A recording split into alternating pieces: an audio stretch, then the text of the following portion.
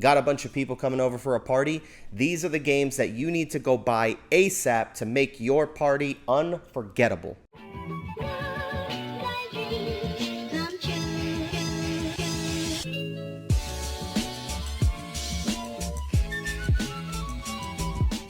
What is up, everybody? Welcome back to 9 to 5 Gamers, or maybe this is your first time. If it is, don't forget to like this video and subscribe to the channel if you want some more board game recommendations and things you can play at the house. And today we're talking about party games, and I did a list of 10 party games. They're like honorable mentions, games that I like to play, but these are my favorite 10 games to play at the house with a bunch of people coming over. They all play with tons of players. Some of them just continuously just expand to whatever player count you need, and some of them are probably less, but we'll go ahead and start off this list with number 10, and that is Green Team Wins.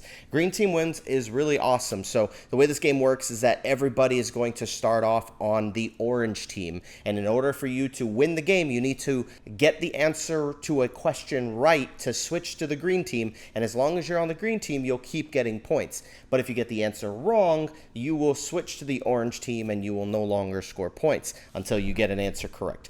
The questions are really easy. They're multiple choice. Some of them are like fill in the blank. And so, for example, it'll say Michael blank. And then after we say the question, everybody at the table has to write their answer down on the little marker board, and you have to mark down what is the fill in the blank. Michael what? When you're thinking of your answer, though, you're not thinking of what you would think is the right answer, but what do you think everybody at the table would think is the right answer? Because the majority wins. And so if everybody around the table said Michael Jackson and you thought it was Michael Jordan, then you guys get to debate and have a fun time yelling and screaming at each other. It's super, super fun. And you just play, like, I think it's like 15 questions, and then the game is over, and then whoever has the most points wins. I love Green Team Wins. Amazing game. Next game on my list is a game called Poetry for Neanderthals. I love this game because this is one of those games where it's like a word game where you're trying to get somebody to guess a word. And so, for example, on the back of the card, it might say campfire, or it'll have two words on it, really. It'll say campfire, and then it'll say campfire stories. And so your job is to try to get them to guess one of those two words. If you guess the top one, which is just like campfire, for example, then you get 1 point. But if you can make them guess campfire stories, that would be worth 3 points. And so whoever has the most points at the end of the game wins. The only problem is that as you're playing this, the game is called Poetry for Neanderthals because you are going to be speaking with only one-syllable words. So if I'm trying to get people to guess campfire that are on my team, I'm going to be saying hot thing in ground, burn, right? Fire, tent, campfire, okay, campfire. And then once you get the answer right, you could say the word, but then you say read book. What? Read book. And you just keep trying to make them guess this word with one-syllable words. But if you mess up or accidentally say the word, or if you say a word that has more than one syllable,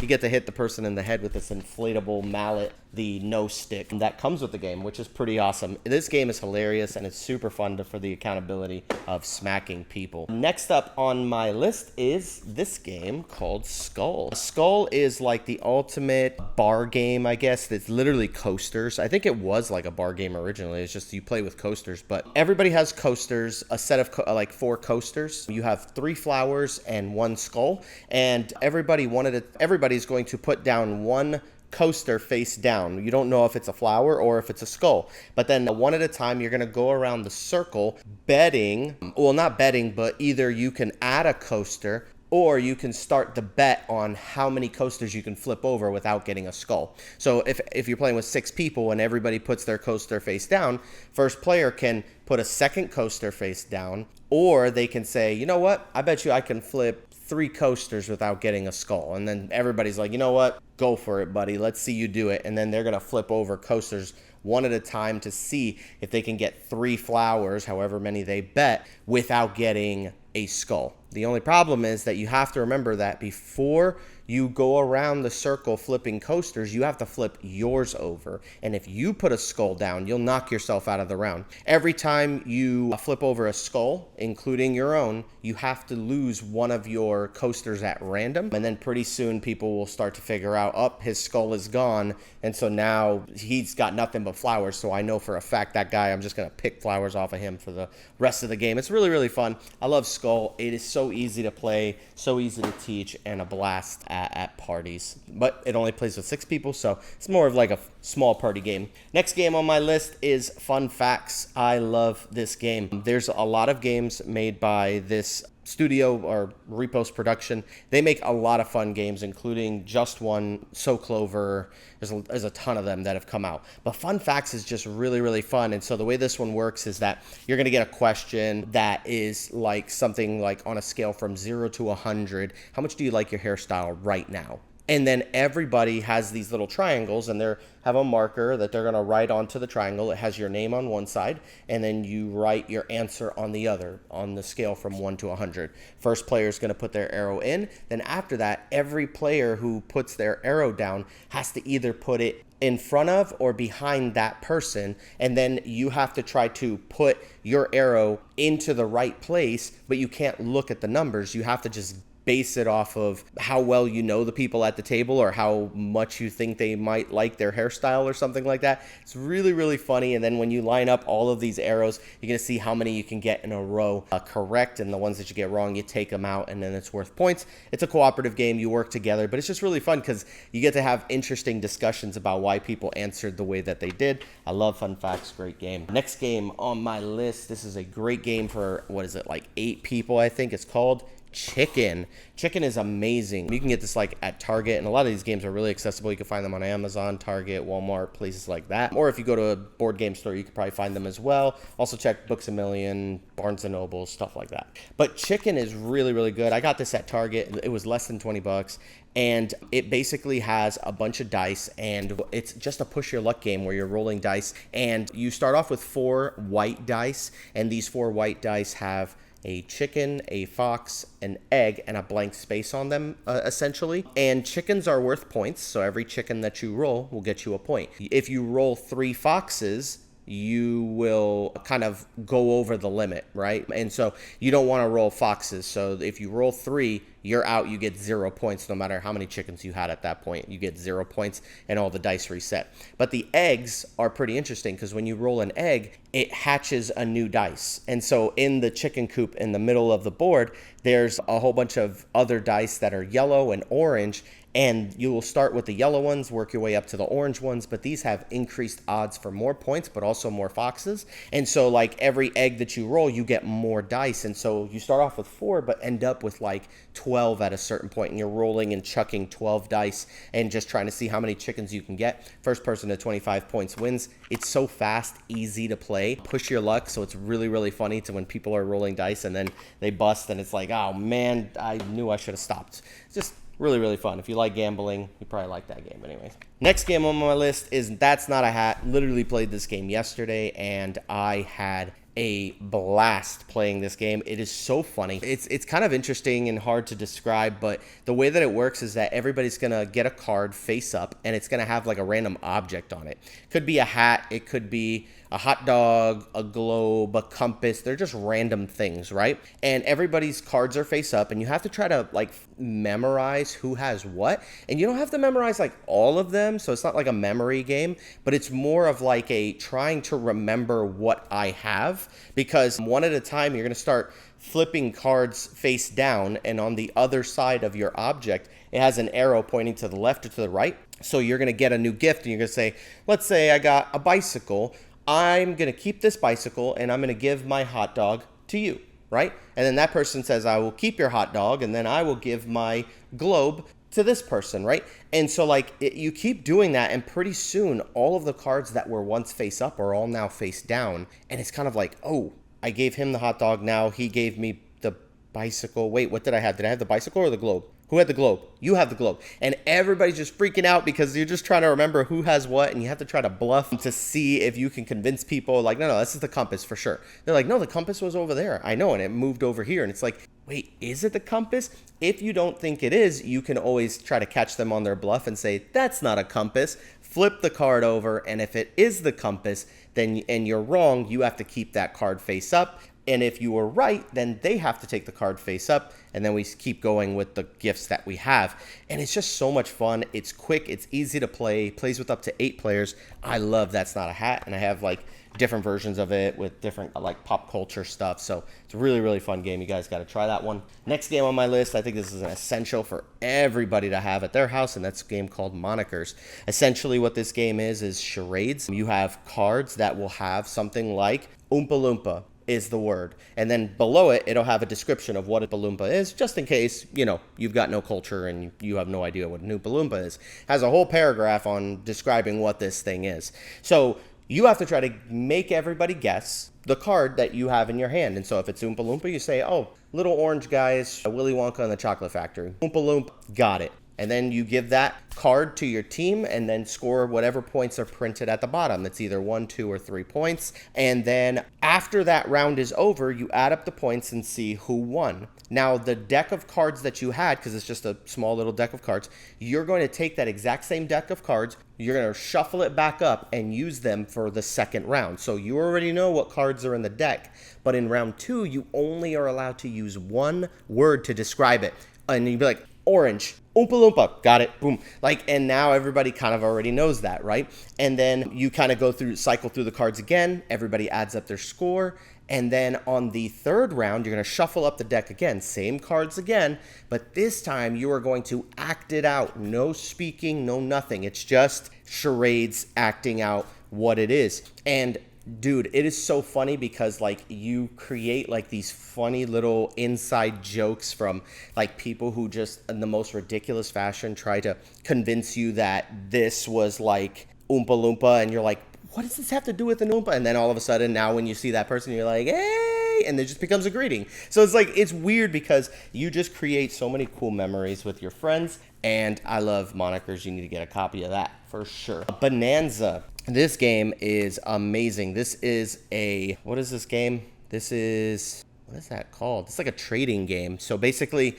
everybody has beans in their hand. All the cards that you have in your hand are in the order, in a specific order that are, they're shuffled and given to you, but you can't switch cards around in your hand. And so every turn you have to plant the top bean in the beans that you have in your hand. Yes, it's a game about beans. And as you plant those beans, if you can continue to plant the same type of bean, the more of them you get, the more you can sell them for. Whoever has the most money at the end of the game wins. But the crazy part is that on people's turns, you're allowed to trade the cards from your hand to get beans to plant. So it's like, man, I'm planting chili beans, right? So then I will say, okay, I plant my chili bean, and then on my turn, I'm like, anybody got chili beans for trade? Cool. So then I'm like, I'll trade you a green bean. Perfect. You give them the green bean, and then they give you a chili bean, and now you have 2 chili beans. And then in your hand, the green bean was blocking your next chili bean, but now that you traded it, the chili bean is ready for your next turn to place it, and now you'll have 3.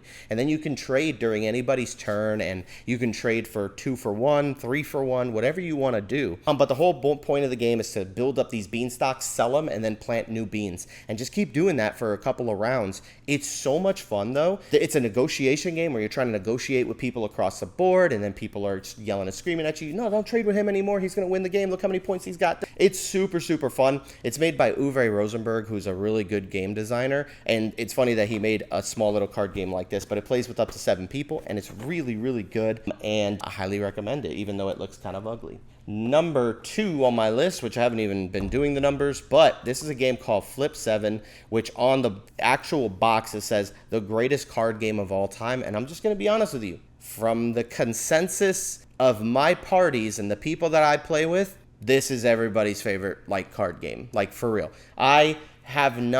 This game has not hit a dud with anyone. I haven't met a single person who says, I hate that game, I don't want to play it anymore. Most people have loved this game. Even if they got mad the first time they played it, they will play it again and love it because they'll win the next time. But Flip 7 is so cool and so easy. It has all of the numbers 0 through 12, but there are that many cards in the deck, right? So for example, there's only 1 0, 1 1, 2 2s, 3 3s, all the way up to 12, and there's 11 11s, 12 12s in the deck. And so everybody's going to start off with a card face up, and then you're just going to blackjack style hit me. You get another card. If you get a duplicate of a card you already have, you bust and you get 0 points for that round. You have to throw all your cards out. But at the beginning of the turn, you can either take a hit or you could say, you know what, I'm going to stay. Then you just count up how many points you have, which every card is just worth whatever point value is on there. So if it's a 12, it's worth 12 points. A 6 is worth 6 points, and so on and so forth.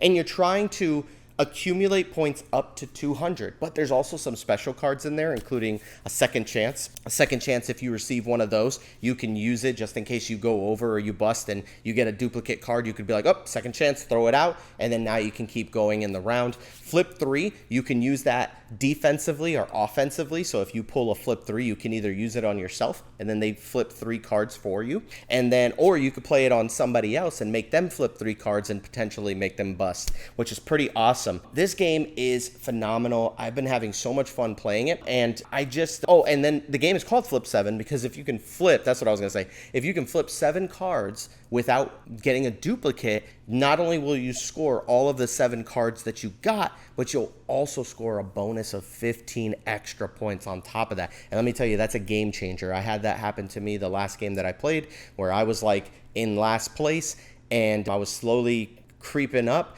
and then I hit a round where I hit a flip 7 and I had a ×2 card, which multiplied my score ×2. Dude, I caught up like that. So it has so many ways to mitigate like the luck factor of it. It's fun. It's great. Flip 7 is amazing. But this is my favorite of all of the bunch so far. This has been the most requested game, the most sought after game in my collection. When people come over my house, they just want to play Things and Rings. Now, I will say Flip 7 is right there. Like, they are very, very close. But Things and Rings, I guess just with my friend group, they love the thinkiness of this game, where you have this Venn diagram, and in this Venn diagram, each different colored circle. If you guys don't know what a Venn diagram is, it's a yellow ring, a red ring, and a blue ring, right? And they're all put together. And there's a person who is running the game who knows the special rules for each ring. So each ring has a special rule to it. The yellow ring has to do with the spelling of a word, and everybody's going to get a bunch of cards that have a bunch of things on them. It could be like an egg, or, you know, an anteater, or, you know, a sunflower, just random stuff, a skyscraper, right? You get a handful of cards that have just random things. And so the rings have clues to them. So the yellow one has to do with the way the word on the card is spelt. The red ring has to do with what the object is used for. And then the blue ring has to do with what the object is kind of made of, or a description of the object. You know, it has holes on it, it has stripes, it's made of wood, things like that. But you're going to, on your turn, you'll have a handful of cards. It's like 5 cards. And you're going to just play a thing into one of the rings and see if it sticks. And the person who knows the rules will be able to say, no, it doesn't go in the blue one, but it does go in the yellow one. So then you draw a card and your turn is over. Then the next player goes. They put a thing in the ring. And then the game master, the person who knows the rules, will look at the rules and go, yep, that fits there. That's perfect. Then they get to go again. And the goal of the game is really just not to figure out what the rules are, but that's helpful. But it's really just to get rid of all 5 of your cards. And the minute you do that, you win the game. Super easy, super fun. I think the first play of it, you're going to be like confused and trying to figure the whole game out. But once you play 1 or 2 rounds of this game, it's so simple that you'll need to make it more complicated, which this game has a lot of cool things to make the difficulty a little higher. Playing it on easy is plenty difficult for your first time through, and then after that, you'll want to increase the difficulty. But Things and Rings is so much fun. I really love this game. And those are my favorite games to play at a party. So if you're ever going to somebody's house, you got a party, and you want to be the life of the party, and you say, yo, I'm going to bring some games that we can play and just entertain people for hours. I'll tell you what, that all of these games that I have here, you'll play like 2 or 3 of these, and that'll last you for like 4 hours worth of hanging out and playing games. So there's tons of other games. If you want to know more games other than the ones that I've just listed here, these are just my top 10 favorite. But if you want to check out my other list, there are 10 others that are really, really good that I put in my last list. You can check those out. But without further ado, that is the end of this video. If you made it all the way through here, don't forget to hit that subscribe button. If you aren't subscribed, turn on your notifications, and so that way you can get notifications for all of my board game recommendations. And also, don't forget, if you'd like to support the channel, you can do so by becoming a member right here in this app. You can hit the join button on YouTube, and you can join the 9 to 5 crew. You'll get bonus content and a whole bunch of other perks with it. And if you love the channel and you just want to support it, you can also check out my Patreon and my Ko-Fi over there. You can donate money if you'd like. I have $1, $2, $3, $5, $10 levels, whatever you want to give if you want to support the channel and see it just go to the next level. But anyways, take care, guys. Appreciate y'all. Take care. See you guys later. Gotta punch you. Got a bunch of people. Blah, blah, blah. What's up, y'all? Got a bunch of people coming over. Blah. I don't want the what's up, y'all. Got a punch. Why can't I say this? Lock in. All right. Got a punch. What? Hello? All right. Got a bunch of people coming over the house for a party. Doesn't sound interesting. Got a punch. Why can't I say this? Oh my gosh. Oh my gosh. Oh my gosh. Oh my gosh. Oh my gosh.